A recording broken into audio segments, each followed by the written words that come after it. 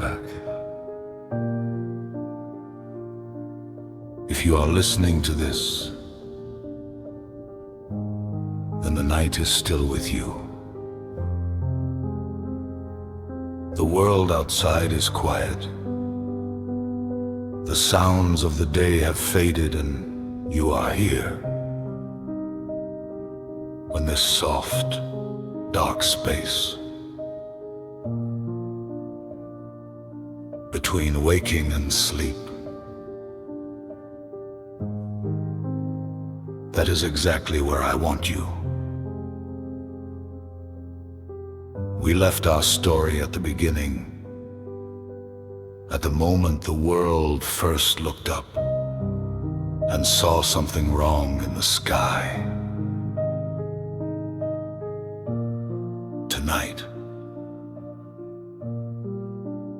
we follow the hours, the long, quiet, impossible hours of a world learning what it has lost.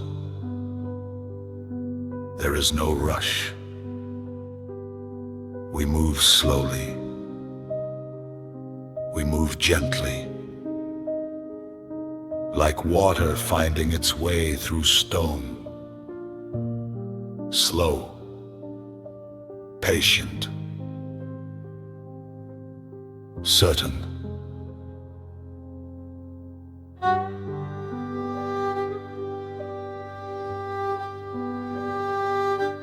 The first night comes early, not because the earth has turned faster, but because there is no longer a difference between day and night.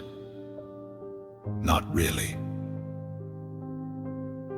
When the sun was alive, the day side of the earth was bright and warm. The night side was dark and cold, and the boundary between them, that soft, golden line of dawn and dusk, was the most beautiful moment of every 24 hours. Now, the entire planet exists in a kind of permanent dusk, not complete darkness. Not yet. The moon still reflects some residual light from somewhere.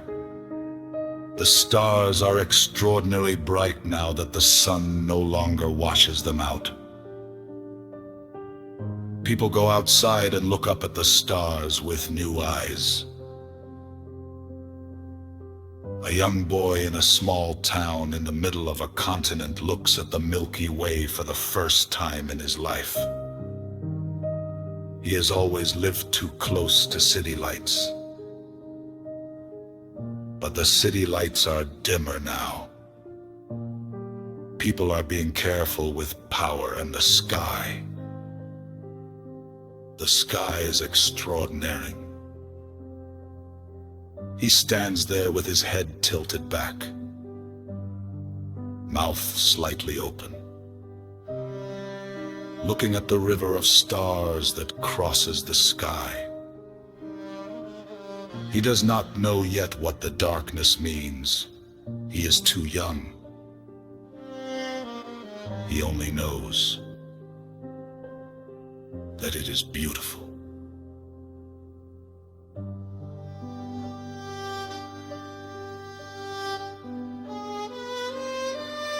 The cold comes slowly enough that at first you might mistake it for weather.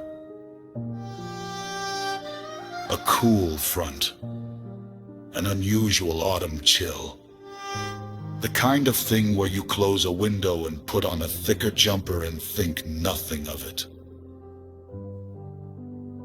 But the instruments know better. At monitoring stations around the world, the thermometers are all telling the same story. Down, slowly, but steadily. Down.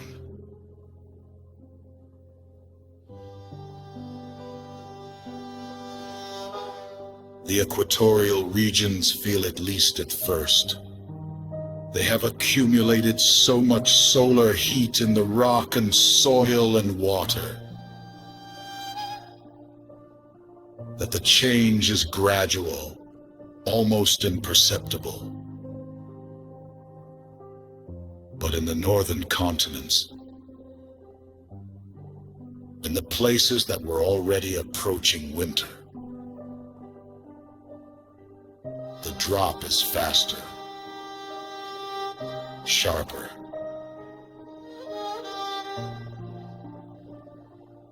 By the end of the first day, temperatures have fallen by 2 degrees on average. By the end of the third day, 5 degrees. And the line on every graph in every research facility in the world is still pointing down. One scientist, a quiet woman who has spent 30 years studying climate models, sits alone in her office late at night. Her screen shows the temperature projections. She has run them 4 times. 5 times. 6. Always the same result. The line goes down. It does not flatten. It does not reverse. It simply goes down. She saves the file, closes her laptop, sits in the dark, and does something she has not done since she was a child. She prays, not to any god in particular, just outward into the dark. A quiet please.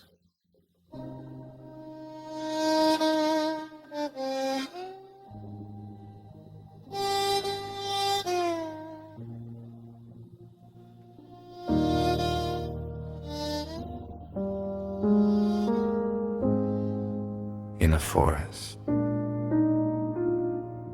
somewhere quiet and green and far from any city, the trees are very still. They have always been still. That is what trees do. They wait. They grow slowly. They breathe slowly. They live on a time scale so different from ours that we can barely comprehend it. A tree that is 500 years old has seen empires rise and fall, has felt centuries of seasons move through its branches, has known drought and flood and fire and ice and still kept growing. But today, something was changed. Photosynthesis, the quiet miracle at the heart of every green thing, has stopped. Not slowed, not reduced, stopped. In every leaf of every tree, in every blade of grass, in every algal, in every ocean, the tiny machines that turn sunlight into sugar have gone quiet. They are waiting. But the light is not coming. The trees do not panic. Trees do not panic.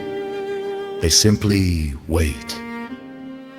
For now, they have reserves, stored sugars, energy saved from better days. They will live on those reserves for a while. But a tree cannot live on its savings forever, and neither can we. If you would eat the plants, or we eat the animals that eat the plants, every calorie in every meal on every table in the world traces back to the sun. Without photosynthesis, the bottom of the food chain has cracked, and the crack is widening silently, slowly, in every forest, every field, every ocean. Every calorie in every meal on every table in the world traces back to the sun in our photosynthesis. The bottom of the food chain has cracked, and the crack is widening silent will slowly in every forest, every field, and free ocean.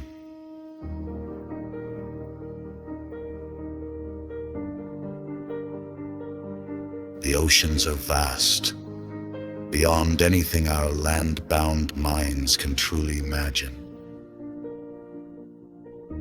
If you took every mountain on earth, every Himalaya, every Andes, every Rockies, and dropped them into the Pacific Ocean, you would not see them. The ocean is that deep. The Pacific alone covers more surface area than all the land on earth. Combined,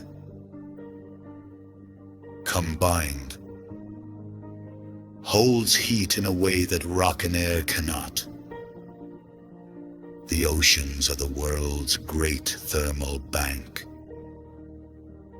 They have been absorbing sunlight for billions of years, storing warmth in their vast, dark depths. And now, that bank will slowly spend its savings. The surface cools first.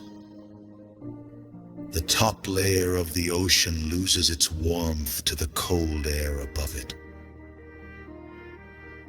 Ice begins to form at the poles earlier than it should. Further south than it should. At the deep ocean, miles below the surface, still holds its ancient warmth. Thoroughly, in the darkness that has always been darkness. The creatures of the deep go about their business, unchoosed, unbothered. The deep sea fish with their own bioluminescence, your own soft glow of blue and green. In every lead of the sun, in never the weight of Gressa and darkness and slow ocean's life for them. Nothing is chosen, and there is something deeply comforting about that.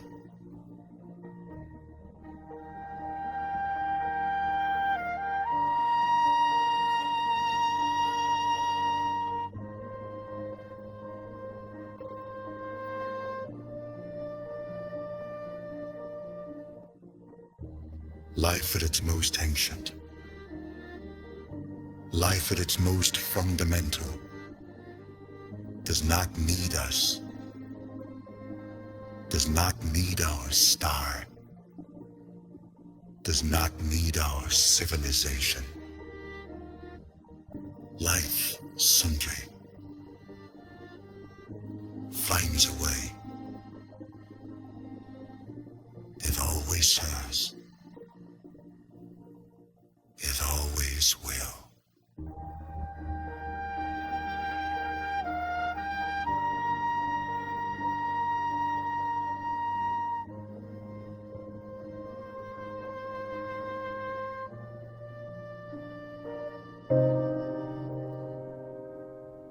The cities are the most complicated thing.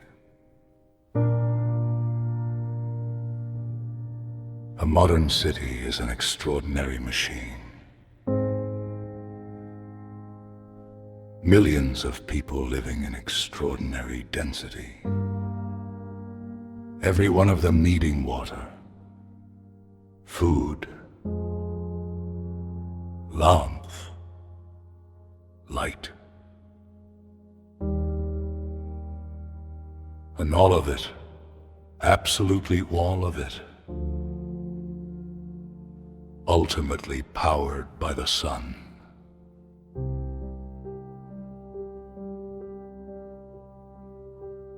Even the electricity, even in cities that burn coal or gas or oil, those fuels are ancient sunlight, stored in the bodies of creatures that lived millions of years ago,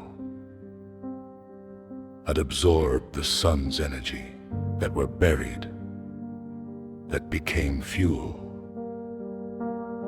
The sun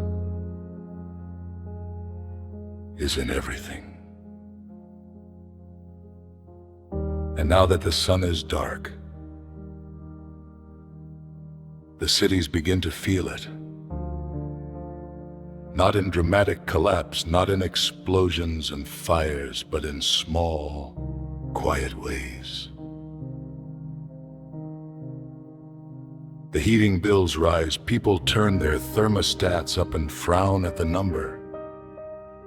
The grocery stores begin to thin out in certain sections. Not empty. Not yet. But thinner. The government meetings that were held in private begin to happen with more people in the room. More urgency. Quieter voices. Because the people in those rooms have seen the data. They know about the temperature curve. They know about photosynthesis. They know what 2 weeks means. And they are trying to decide what to say. How to say it. When. Here is what I have always loved about human beings. In the face of the impossible, we get to work. Not everyone panics. Not everyone runs. In laboratories, engineers and scientists begin designing what they are calling indoor growing systems. Vertical farms powered by geothermal energy. LED lighting systems that can replace the specific wavelengths of sunlight that plants need. In Iceland, where the ground itself breathes heat from the volcanic rock below, plans are being drawn for underground communities. Geothermal heated greenhouses, self-sufficient settlements that do not need the sun. In the deep ocean research community, people who have spent their careers studying the creatures that live without sunlight are suddenly the most important people in the world, because they know something everyone else is just learning.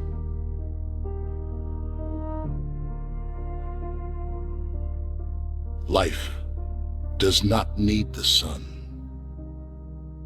Not all life. Not the deepest, oldest, most fundamental life.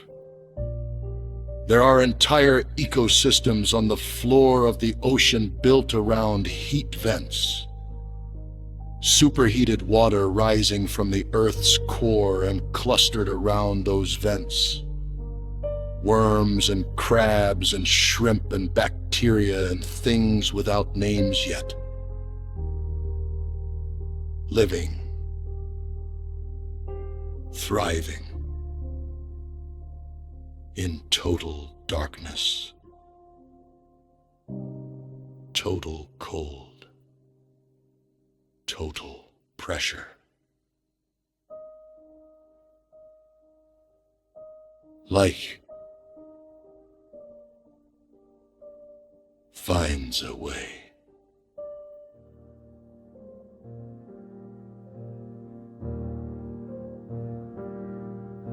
But not everyone is in a laboratory. Not everyone is in a government meeting. Most people are just living.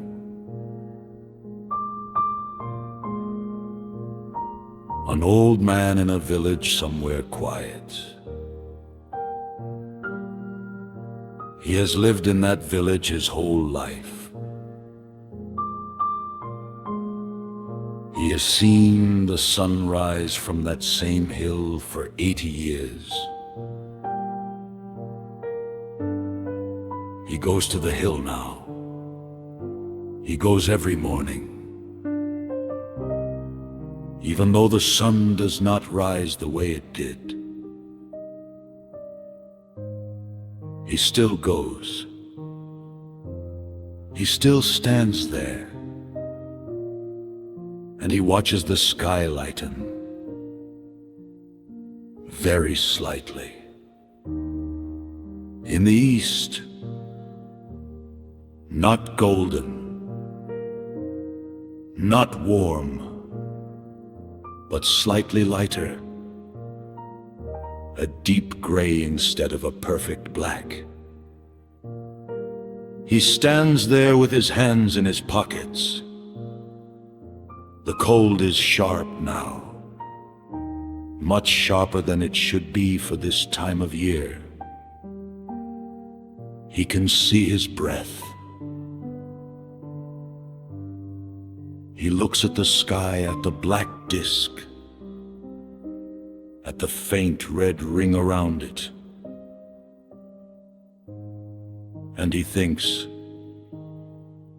he has had a good life, a long life, a life full of mornings. He is not afraid. He is grateful.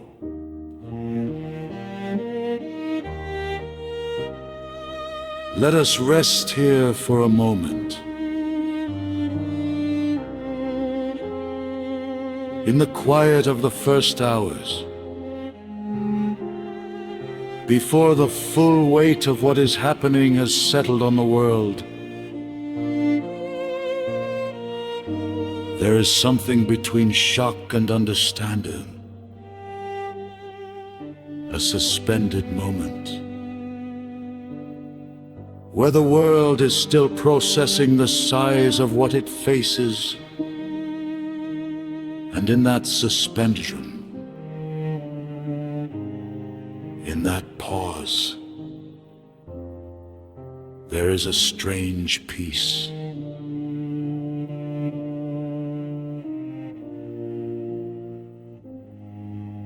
The way there is peace in the moment just before sleep, when the thoughts slow, when the body settles, when the breath deepens. You are in that moment now. Let the story drift around you.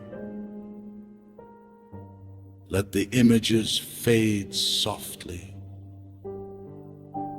The old man on his hill, the deep-sea creatures glowing in the dark,